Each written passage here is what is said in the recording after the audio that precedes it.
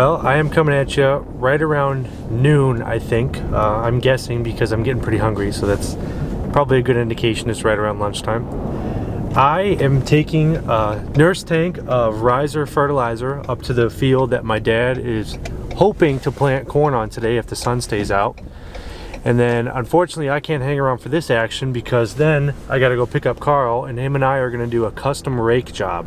I don't know if that would be considered the start of Hay 2020. It's for a local dairy farm that is chopping rye.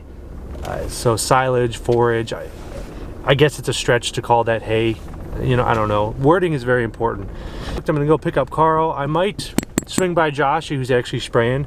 Justin is gonna try to lay down some fertilizer. So things are in full swing today. Even if we don't get to plant, which I'm not quite sure because we've had a decent amount of moisture the past few days, we're still getting a little bit done. So thanks for tuning in. So being the first one that shows up at the field, it's actually a little bit stressful, you know? Where do I put this tank? There's this big pad. Okay, what I'm thinking right now is that back hose wraps around and it'll lean at least towards the field. So I guess this is a good spot. You know, if it's the wrong spot, you'll get a text later, and at that point, what are you gonna do about it? So I'm gonna leave this right here.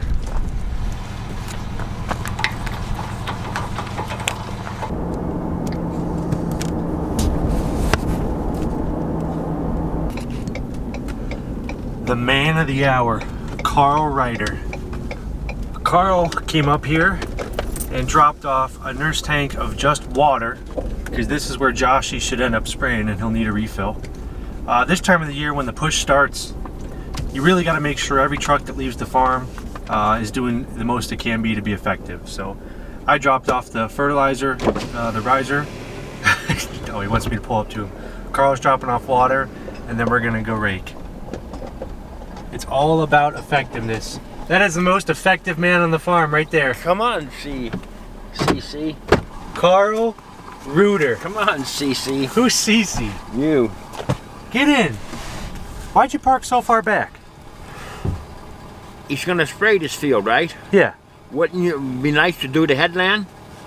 Ain't that the first thing you do? They're called end rows. Head rows. End rows. Headlands. There you go. Oh.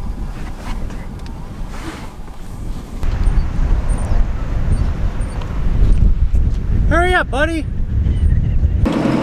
And now, those are the silage wagons they're going to chop into. You can just get a sneak peek of the Claas Jaguar back there. I'm pretty sure it's filling up with fuel. We got,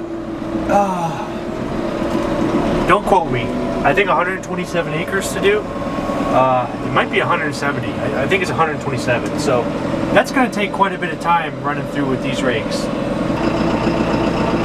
So we're going to get out. We're going to swing the rakes off to the side because we're going to merge two mower swaths into one.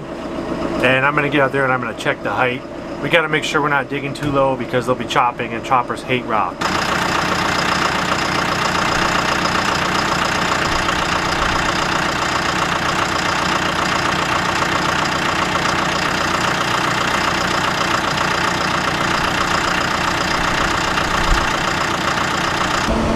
Well, we got all the jitters out of the way. We got the height set correctly. We figured out how we're going to tackle the outside rounds. They want to put two mower swaths together. On the outside rounds, we're going to do 4 because it's just a little bit lighter. And I think we'll be ready to roll now. Time to hit it.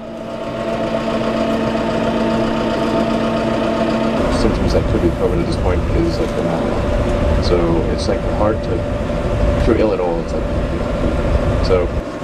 They're going over our windrows with their chopper and spitting it out right into a silage wagon. If I get a chance, I'm going to try to get the drone up in the air. It'll be pretty cool footage. And those silage wagons are pulling around by their cow barns and just dumping it on a pad. And I'm pretty sure the plan at the moment was they're going to make a silage pile and pack it down.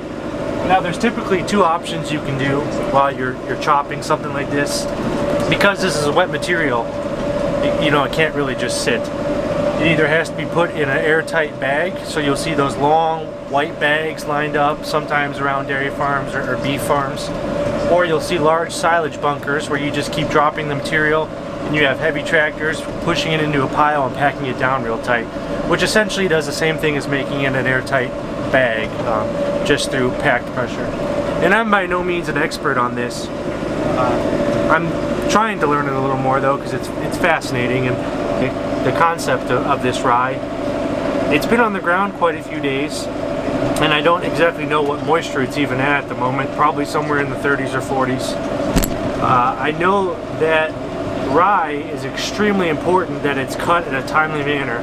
You can feel the head of the rye still inside that last node of leaves, but it hasn't booted out yet. So that means it should still be at a good protein level, because as soon as rye comes to a full head, it drops feed value just rapidly fast. So although this may not be as thick as they liked, it should feed very well because they did mow it at the right time.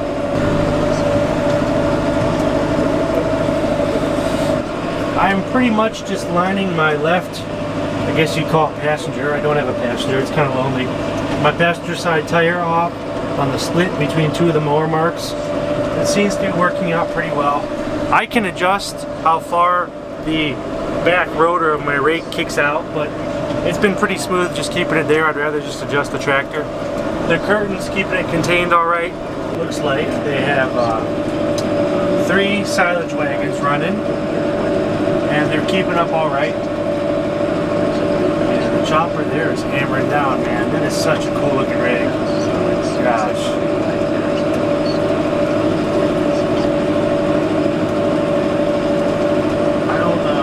Carl falling in the back end, man. Carl was over there hitting it. Where someone was saying that Large. That's right. Media. That's right. I don't back down. Obviously, Carl turns around. I see a point where I think I can take about a 5-minute break without getting behind or anything. So I'm going to throw the drone up in the air and see how this looks. So enjoy this drone footage.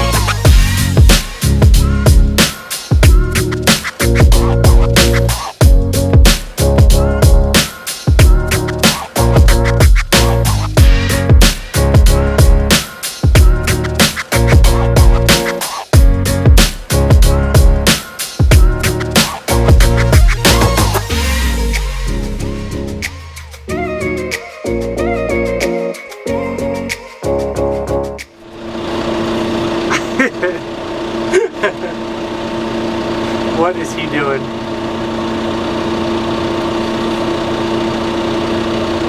Diet Cola, pulled it out. Oh. So Carl and I stopped for a rendezvous for a couple minutes, and we had to make the call about which fields to go to next. We're jumping into, I think, 6 or 7 different fields, and Moisture is not as important as, you know, making dry hay or whatever, but they kind of want to go in line with the way the mower ran.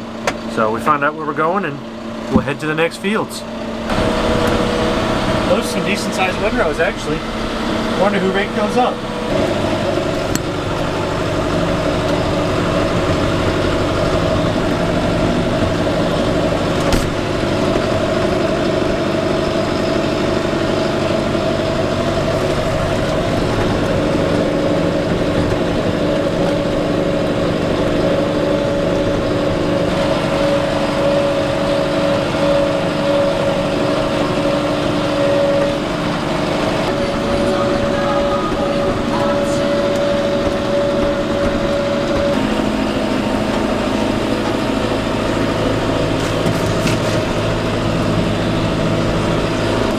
As you can see on that last preview right there, or last glimpse, view, whatever, there's only one more swath between Carl and I. So it's going to be a real assertion of dominance who decides to grab it. Well, I'm already on it, so we know who the top dog is. Had a really great audience in this field. Look at them.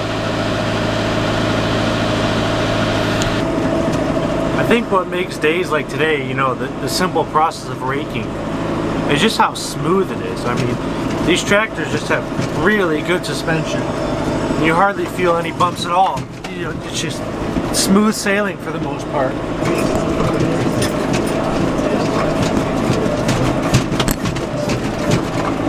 No. How you feeling, buddy? Sore. That last field was kind of rough, wasn't it? Yeah. I was bouncing pretty good. I can feel it. You look great, though. I stood up one time and my PTO shut off. Oh. So I had to pick it up and circle around and go start all over. I don't think this one shuts off. What? This one won't shut off on you. You gotta take me to the semi. Why? Where's the semi? I gotta bring it home. The grain bins. 58. 58. Yeah.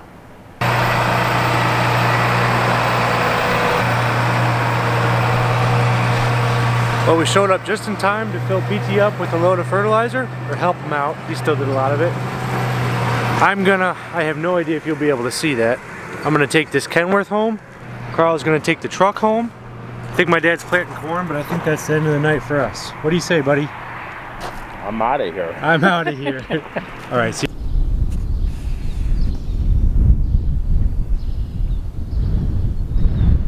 Well, my dad ended up getting over close to 300 acres of corn yesterday. Justin got over, I think, a similar amount of beans, a little bit less. He's not quite as high speed. Me and Carl managed to rake quite a bit of ryegrass. Sam helped out the next day. I'm sorry, not ryegrass, just rye. There is a difference. And now we're about to get rained out again. Look, you can see it blowing sideways off the tractor. Lewis! Come on, Lewis! Lewis, come on, buddy! Come on! Better hurry, you're gonna get soaked. Look at that. That's gonna come in hot and heavy. Oh yeah. Is that gonna be good on your corn? You're gonna need it that hard. My goodness. Yeah. I just hope it doesn't hail on our alfalfa. No, we don't need that. The wheat, the rye, and the alfalfa doesn't need hail.